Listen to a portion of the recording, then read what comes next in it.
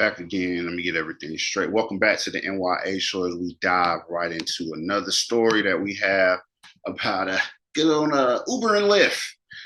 These big companies just seem to, by the week, end up in these settlements. I don't know how they end up. Do they ever end up truly paying these things out?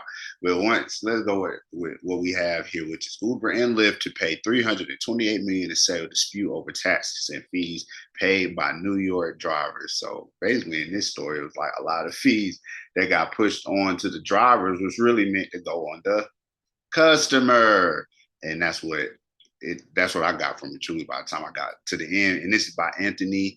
I'm not even about to try to pronounce his last name, but came out on November 2nd out of Albany, New York. Associated Press. Uber and Lyft will pay a combined $328 million to settle complaints that they inappropriately saddled their New York drivers with taxes and fees that should have been paid by passengers, said Attorney General Letitiajames announced on Thursday. The popular ride hauling company also agreed to establish a minimum wage. That's huge. They're making like a real company now, and pay sick leave for drivers across the state. And everybody don't even have to do that, which is the crazy part. You may think that on the surface, but it's a lot of people that work, and those things right there aren't necessarily established. Uber will pay $290 million, Lyft will pay $38 million, and with the money distributed to current and former drivers, James said the companies have also agreed to provide drivers outside of New York with paid sick leave and minimum wage of $26 per hour. I want to see that. I want to know what cities, and I want documentation. And then they set a minimum wage of $26 an hour. I want to see it, y'all. I want to see something like that. Rideshare drivers work all hours of the day and night to take passengers all over the place for years. Uber and Lyft systematically cheated their drivers out of hundreds of millions of dollars in pay and benefits while they work long hours in challenging conditions. In a separate announcement, New York Governor Kathy Hochul said Uber has agreed to begin making quarterly payments to the state's unemployment trust fund. That's another big one if they actually pay it, and will make retroactive payment into the fund to cover dues that they say have been owed since 2013. Yikes! The fund pays for benefits for unemployed workers, which they should have if they're gonna get paid, set up on the sick leave side.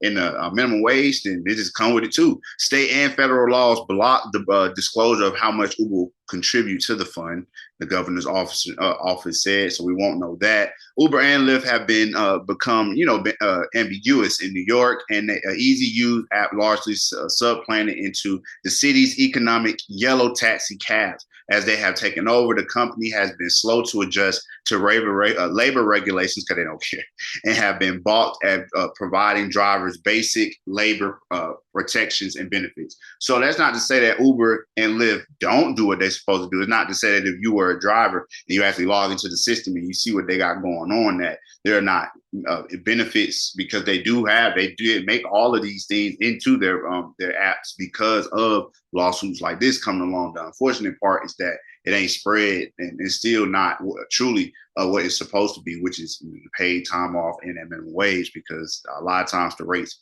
is super low these days, just like the rates are super low when we talking trucking, and taking stuff all over the country.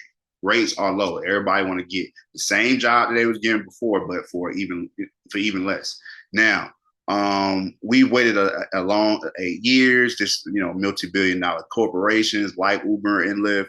Tony West, the chief legal officer for Uber, said the agreement helped put the rest of classification issue in New York and moves us forward with a model that reflects the way people are increasingly choosing to work.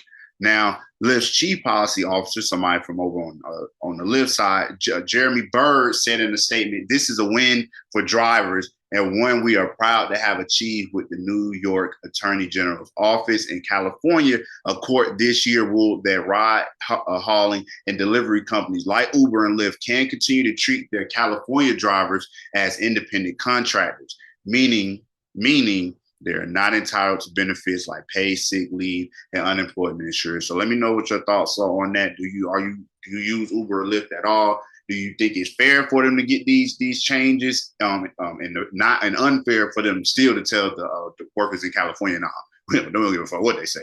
Y'all are independent contractors. Or do you think that, like I said, these are fees that you shouldn't expect them to pay? Like I say, every job doesn't give that paid time off. I know sometimes it's like, yo, I want to take off. Cool. See when you come back, that's just the end of it. But they don't they don't reimburse you for your time not being at the job, which is truly unfortunate if you want to be real, to be honest. But let me know what y'all thoughts are on this story. It's the N.y.a show. Uber and Lyft paying out millions of dollars like they do every other time. And now it's going to go back to these drivers, find out more information on this. Some of that stuff belong to y'all if you drive up there in New York. It's the N.y.a show. I appreciate you as always.